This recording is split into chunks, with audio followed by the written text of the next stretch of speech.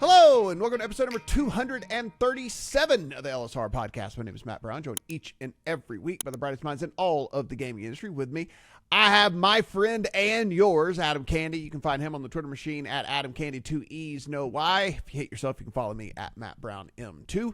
We are found on all of your favorite podcasting platforms, so please go in, subscribe, rate, review. We do appreciate all of that.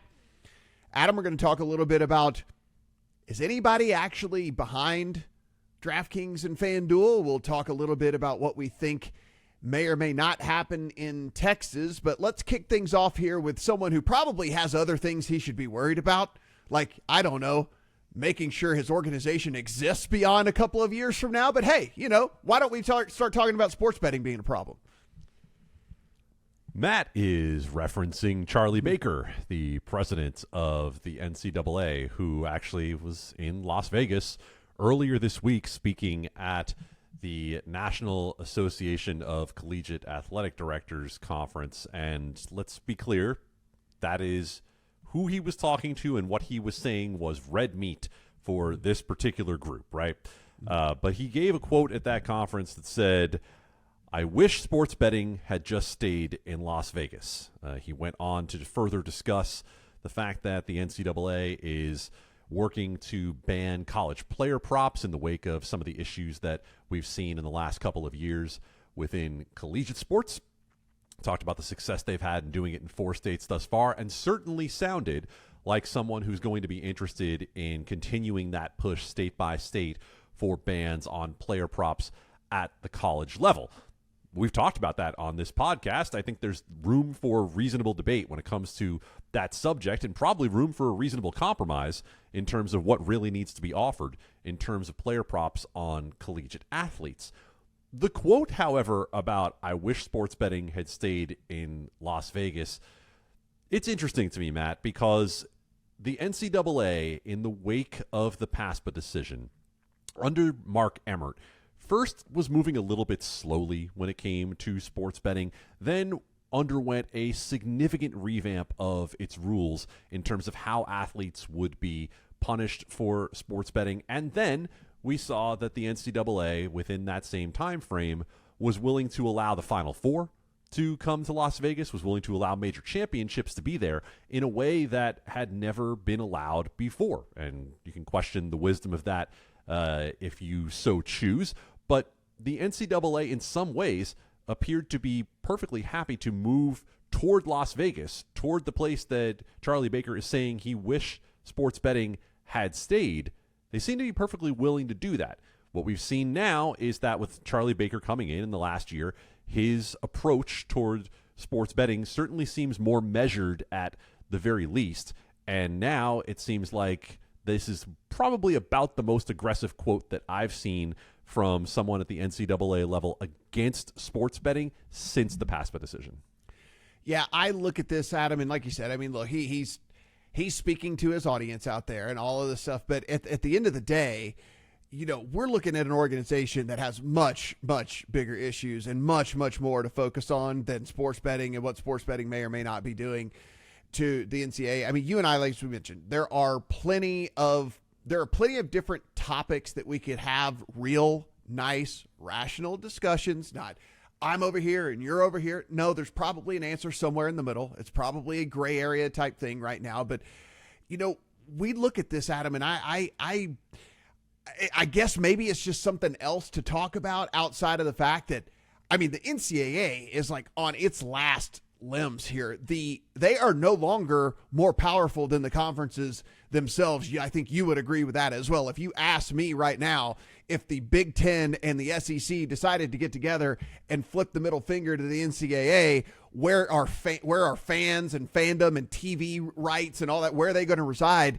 They're going to reside with the conferences. They're not going to reside with the NCAA. No one cares. Like, no one cares about the NCAA at this point at all anymore. So it's just funny to me, I guess, when we know that there is money to be had and money to be made in the sports betting thing, that you would be tackling something that if the SEC and the Big Ten decided, all right, fine, cool, we'll just break off and we'll go sign a deal with Sportsbooks X, Y, and Z, and we'll do whatever and all stuff like that. Like, I don't know. To me, I don't know if he thought this through completely all the way when it comes down to it, because it's a slippery slope there, my friend, because you're on thin ice as it is anyway.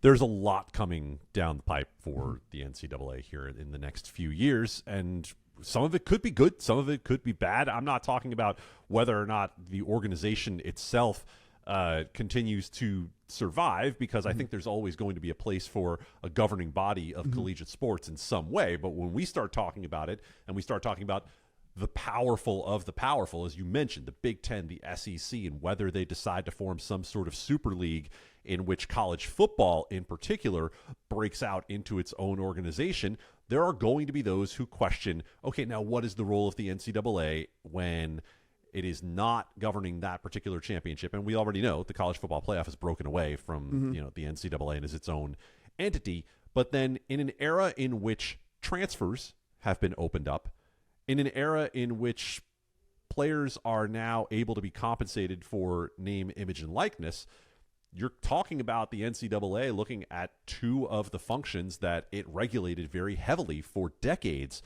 being, if not obsolete, certainly changed in a significant way. Now, sports betting could still be one area in which the NCAA maintains some sort of regulatory structure and regulatory power. And they have modernized their rules. As I mentioned earlier, the penalties for betting on sports for collegiate athletes make a lot more sense now than they did a couple of years ago. But when it comes to the ability for, as you mentioned, a conference, a super league, whatever it is, to develop a relationship that comes with sports betting and some level of sponsorship, that's not out of the question. It's certainly, I would say, going to be dealt with kid gloves after we saw the sort of haphazard way that a handful of universities went about having partnerships with sports books and were in some cases being compensated on a per head basis for bringing in customers via channels used by the college. I think it's going to be done in a much smarter way if it ever happens again. And I say smarter in terms of more responsible, just something that makes more sense and does not put underage people at risk. But could the NCAA get in the way of that if it were the big conferences, a super league of some sort, trying to do that? I think the more time goes on, the more you have questions about that. Yeah, I'm with you 100%. It's be interesting to see how this kind of all plays out and see if this was just a one-off of a, hey, let me speak to the people at this particular, event at this particular city, et cetera, or if this becomes something that Baker brings up time and time again. We will certainly keep you updated on how that goes here on the pod.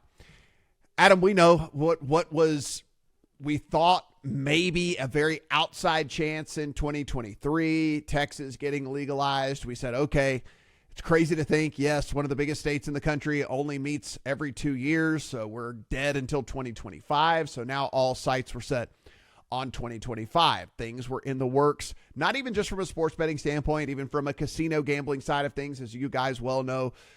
Not a big gaming state there in Texas. And so we see the Adelson family come in. They buy this Mavericks. They're trying to set up roots. They want to get some stuff done. Mark Cuban has been outspoken about different things that he wants to see. Tillman Fertitta, Jerry Jones, a lot of the big players all in the state.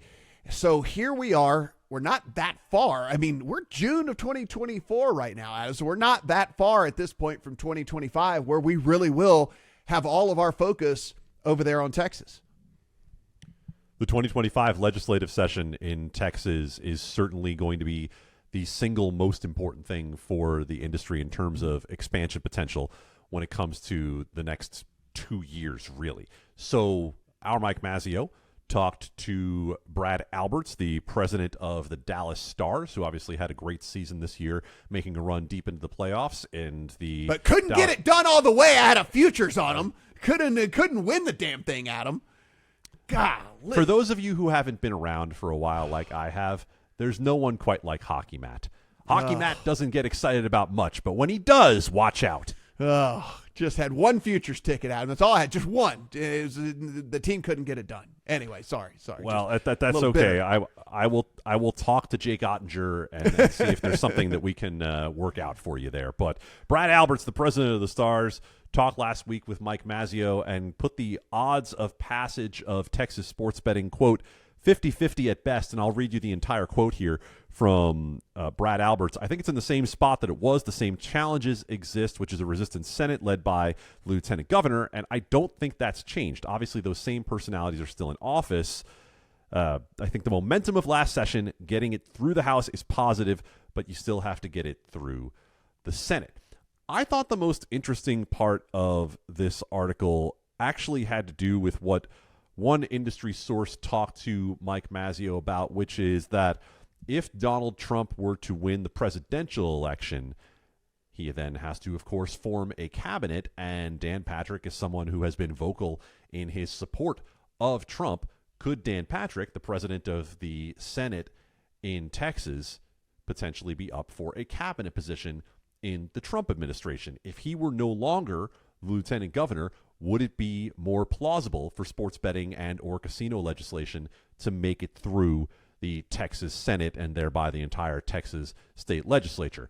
Pure speculation. A lot of balls would have to land in the right places for that to be the case, but certainly sounds like from Mike Mazzeo's interview with Brad Alberts, and I certainly would suggest that you go read that at legalsportsreport.com.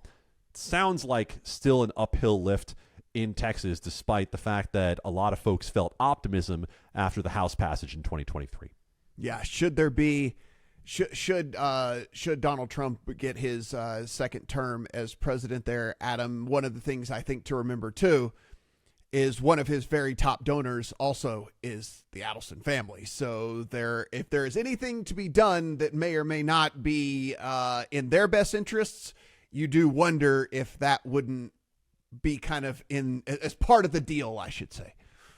One phone call to the White House from the Adelsons, one phone call from the White House to the lieutenant governor's office in Texas certainly might change the equation. Yeah, just a little bit. Let's close things out here on a quicker episode this week, Adam, with looking at what we have talked about since basically the legalization of sports betting in the United States happened several years ago. We're sitting here and we're going, okay, we knew who had the leg up whenever we kind of hit the ground running. The biggest question, and we actually posed this question way back, Adam, and honestly, here we are several years later where we said, hey, when we're sitting here several years later, what is it going to look like? Who will be number 3? Who will be number 4? Who will be number 5? Because we kind of speculated that, sure, there will always probably be the big two in DraftKings and FanDuel, but there's a place for a 3, 4, 5 where there's probably a nice little bit of nice little chunk of money, a nice little niche that you can kind of carve out, perhaps offering different things to different customers, offering whatever it might be. Well, that necessarily hasn't come to fruition from that standpoint. No one really separating themselves from offerings or whatever, as we've seen. But we're trying to figure out who's going to be that 3, who's going to be that 4, who's going to be that 5, or as this article that you guys have up say, is there even such thing? Good article from our Matthew Waters at LSR right now, in which he pulls a note from analyst Barry Jonas of Truists, one of the analysts who follows the U.S. sports betting and iGaming space very closely. And I'm going to read directly from part of this note that Matt quotes. It says, note that we skipped tier 2. We don't think any operator in the space qualifies for that standing with white space between DraftKings and FanDuel and others. So he talks about skipping directly to a tier 3, right? And includes the potential for companies, like Caesars, like Penn with ESPN, like BetMGM, to be in that third tier, but that there really is no second tier as of right now. And I think it's an interesting discussion to be had because we talk so much about how, well, don't overreact to the early days, right? It's a duopoly between FanDuel and DraftKings. Don't overreact to that. A lot can change, and it can. A lot still can change. However, as time goes on, I think we start to ask the question differently. What will be behind DraftKings and FanDuel as opposed to who's going to supplant them? And I don't know that we're going to be asking that question about supplanting any longer unless we see some real movement from one of the legacy casino companies. And that, of course, is Caesars, MGM Resorts in that joint partnership with Entain, or Penn with ESPN Bet, which, frankly, the results have been pretty underwhelming for ESPN Bet over the first 5+ months. So you start to wonder, Matt, what does success in tier 2 or 3 look like for these companies? Barry goes on in this article to talk a little bit more about who is in sort of a, air quotes, next tier that might be able to jump up. He mentions Bet365, talks about their international presence and the fact that they really have not gone all in the United States.